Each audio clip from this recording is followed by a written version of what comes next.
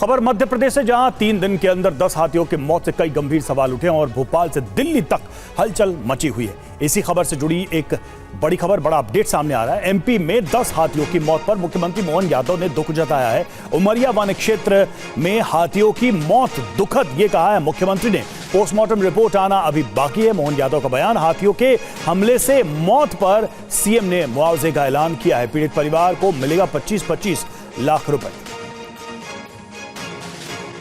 उमरिया के अंदर पिछले दिनों जो हमारे फॉरेस्ट एरिया में 10 हाथियों के अलग अलग दिन मृत्यु के जो समाचार आए थे वो बड़े दर्दनाक थे।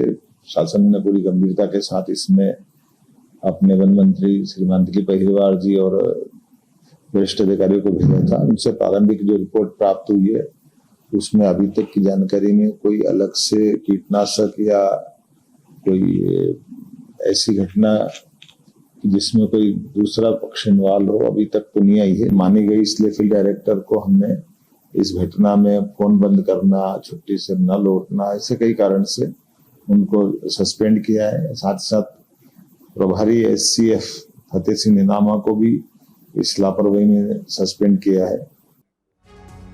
तो 10 हाथियों की मौत और उसके बाद एमपी सरकार एक्शन में आई है। क्या है एमपी सरकार का एक्शन प्लान, वो भी देख लेते हैं। बिग बॉल पर देखिए जो बड़ी बातें अब तक के सरकार के एक्शन प्लान की। पहली बात, स्थायी प्रबंधन के लिए टास्क फोर्स का गठन किया जाएगा और हाथी मित्रों का दल बनाने का भी फैसला सरकार ने लिया है। तीसरी महत्वपूर्ण बात, घटना रोकने के लिए विशेषज्ञों की राय ली जाएगी। चौथा, अन्य राज्यों की बेस्ट प्रैक्टिस को भी इसमें शामिल करने पर विचार किया जाएगा, जो दूसरे राज्यों में तरीके अपनाए जा रहे हैं। पांचवा, वन क्षेत्रों के आसपास जागरूकता अभियान चलाए जाएंगे। छठा, वन विभाग को सोलर फेंसिंग कराने की भी योजना है। सातवां, जनहानि पर अब मिलेगा 25 लाख रुपए का मुआवजा। अगर हाथियों की वजह से किसी को जनहानि होती है तो 25 लाख के मुआवजे का प्रावधान किया गया है।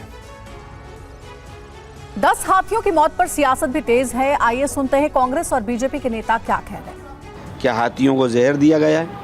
जहर देके मारने का प्रयास किया, अगर ऐसा किया है तो ये और बड़ा गंभीर है। और आज तो प्रदेश का हाल ये हो गया मुख्यमंत्री जी के, इंसान से लेके अब जानवर तक भी सुरक्षित नहीं है। पहले बच्चियां सुरक्षित नहीं थी, अब जानवर सुरक्षित नहीं है।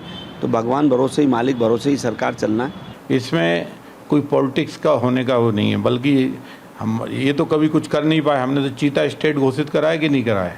आज मध्य प्रदेश में बाघों की संख्या भी लगातार बढ़ रही कि नहीं बढ़ रही। टाइगर स्टेट के नाम से भी हमारा जाना जाता है कि नहीं जाना जाता। इसलिए हमारी सरकार की ये खासियत भी है और हमारी चौकन्ना स्थिति भी है कि वन प्राणियों की सब प्रकार की देखभाल हो। अब क्या घटनाक्रम है, इसकी जांच हो रही है।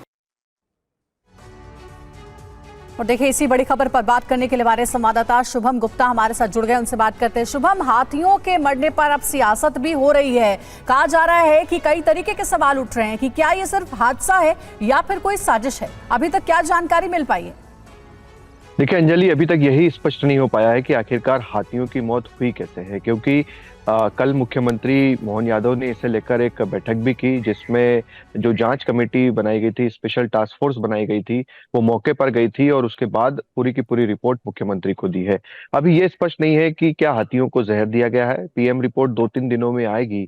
और जो कूदो फसल खाने के चलते बताया जा रहा है कि इन हाथियों की मौत हुई है, उसको लेकर भी अभी स्पष्टता नहीं है, क्योंकि छत्तीसगढ़ में भी ये फसल होती है, वहां मध्य प्रदेश से ज्यादा हाथी है, मगर कभी इस तरह की चीज देखने को नहीं मिली है कि कूदो फसल खाने के चलते हाथियों की मौत हो गई हो। तो जांच की जा रही है, लगातार पीएम रिपोर्ट का इंतजार किया जा रहा है, मगर कार्रवाई भी की गई है। और आप देखिए कि अब हाथी टास्क फोर्स बनाई जाएगी मध्य प्रदेश में, जो उन राज्यों में जाएगी जहां पर हाथियों की तादाद सबसे ज्यादा है, वहां पर देखेगी कि आखिरकार हाथी कैसे रहते हैं, उनको कैसे संरक्षित किया जा सकता है, कैसे सुरक्षित रखा जाता है। जो फसलें हैं उनके आसपास सोलर फेंसिंग की जाएगी तो इस तरह के फैसले लिए गए हैं। 2 लोगों की मौत भी एक हाथी के मारने से हुई है। हालांकि ये वो हाथी नहीं है जो इस ग्रुप में था, वो एक दूसरे झुंड का हाथी है।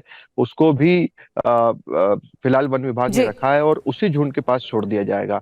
2 अधिकारियों पर कार्रवाई की है। ये वो अधिकारी थे। ठीक है शुभम, नजर आप बना रखिएगा। तो देखिए इस पूरे मामले पर 2 अधिकारियों पर कार्रवाई भी की गई और अभी इस पूरे मामले की जांच चल रही है कि आखिर हाथियों की लगातार मृत्यु कैसे हो रही है, क्योंकि अब इसे साजिश से भी जोड़कर देखा जा रहा है। शुक्रिया आपका शुभम पूरी जानकारी के लिए।